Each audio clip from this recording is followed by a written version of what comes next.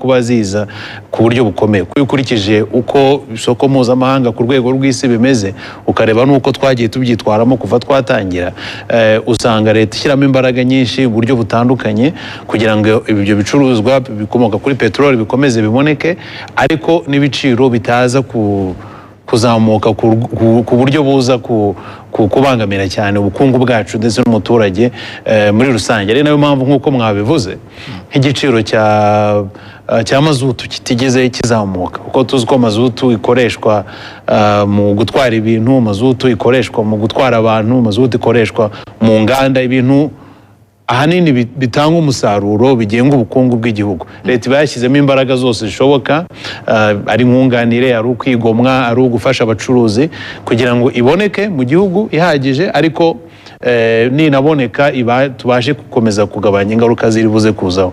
Twabikoze ubu mu byumweru 2 ariko icyo tubwira abanyarwanda nuko iyi ntambara, iki kibazo kiracyakomeje, ingaruka ziracyakomeje, dukomeza kugikurikirana kandi ubu no kwitegura kugira ngo n'ikindi gihe uko tubikurikiranaho tubona ari ngombwa tuzajya dukomeza tubyigaho tukabihindura aho bikwiye. Turaza kubijyamo mu buryo burambuye, uburyo impamvu esanseri yazamutse mazutu ikagumaho yari iri, ariko reka tubaze na Minisitiri w'Ubucuruzi n'Inganda. Ubusanzwe import y'ibikomoka kuri peteroli u Rwanda rusanzwe rukora yagizweho ingaruka ite n'ikibazo kiri kubera mu burasirazuba bwo hagati? Kubera ko impamvu umuntu ashobora kwibaza atya nuko bavuga ko uyu muhora wafunzwe ucamo 20 gusa ku% bya supply yose y'isi. Umuntu akavuga ngo ku kindi 80 noneho itadusova ntitugira ikibazo cy'ibiciro bizamuka.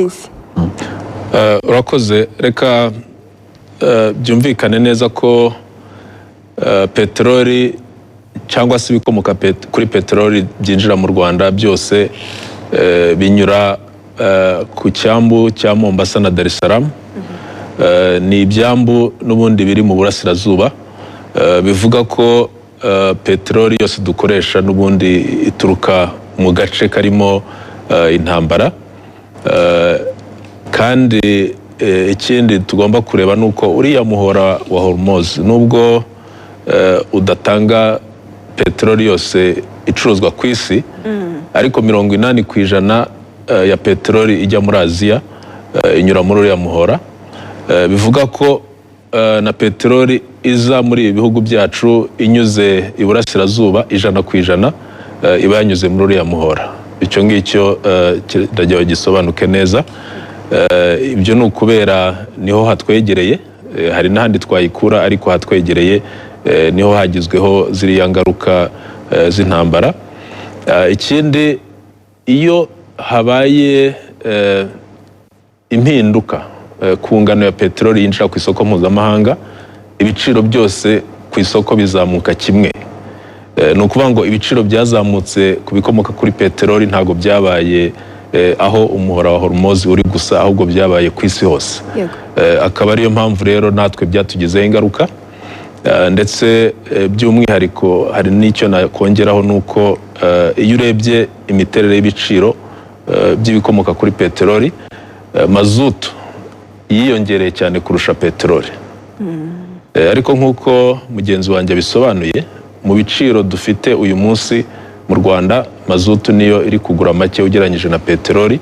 Bivuga ko hari ingamba nyinshi leta yafashe, hari imbaraga nyinshi leta yashyizemo kugira ngo ibiciro bya mazutu ntitubishyire nk'uko bihagaze ku isoko mpuzamahanga, ahubwo tugerageze kubigabanya kugira ngo bitagira ingaruka nyinshi ku muturage.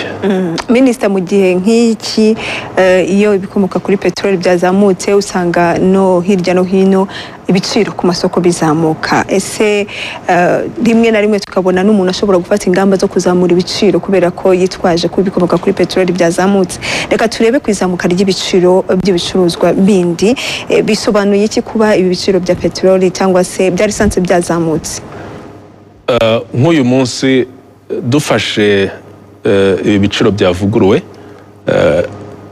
ntabwo byagombye kugira ingaruka ku biciro by'ibindi bicuruzwa, kubera ko igiciro cya mazutu ari nayo ikoreshwa mu bwikorezi bw'ibicuruzwa, ari nayo ikoreshwa mu bwikorezi ndetse no gutwara abantu benshi, ntabwo cyahindutse.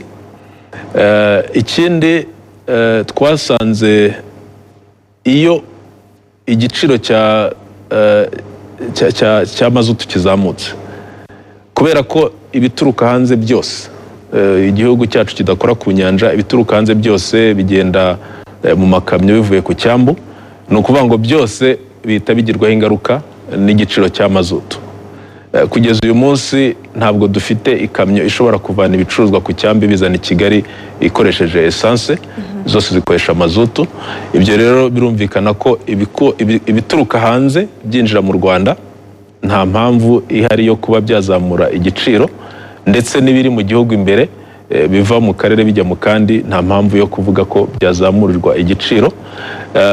Ikindi tugomba kumenya, mazutu ikoreshwa mu nganda, inganda zirakomeza zikoreshe mazutu nk'uko zayikoreshaga, nta mpamvu yo kuzamura ibiciro ku bicuruzwa bikorerwa mu Rwanda. Yego, Ambassador, umuntu ashobora kwibaza ubwikorezi dufite hano mu Rwanda, tukibaza ubwagirwaho ingaruka n'ubuhe, kuko twabonye hirya no hino hari ahatangiye kugira ibibazo, ingendo z'indege zatangiye kugabanywa, harimo n'ibihugu bimwe byo muri Afurika. Twebwe kuzamura cyangwa se kuzamuka ku isoko mpuzamahanga bw'ibikomoka kuri peteroli, hari ingaruka biza kugira mu bwikorezi bwacu?